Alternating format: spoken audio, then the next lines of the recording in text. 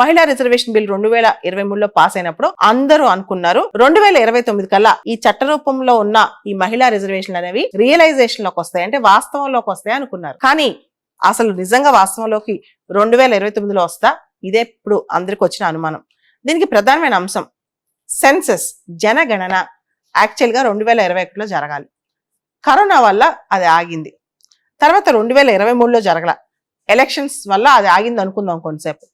2024 elections అయిపోయాయి, అన్ని అయిపోయాయి. ఇప్పుడు ఈ సంవత్సరం కనుక బడ్జెట్లో చూస్తే మనకి ఈ సెన్సస్ సంబంధించి, ఈ జనగణనకు సంబంధించి కేవలం 1300 కోట్లు మాత్రమే బడ్జెట్లో దీనికి ఒక అలాట్మెంట్ ఇచ్చారు, డెమోగ్రఫిక్ ఇష్యూస్ దీనికి సంబంధించి. అయితే ఏ మూలకి ఇది రాదనమాట. సెన్సస్ నిర్వహించాలంటే ఏ మూలకి ఇది రాదు. అసలు సెన్సస్ నిర్వహించడానికి డేట్స్ కానీ షెడ్యూల్స్ కానీ ఏమీ అనౌన్స్ చేయలేదు. సో అసలు సెన్సస్ ఎప్పుడు అవుతుంది అనేది పెద్ద క్వశ్చన్.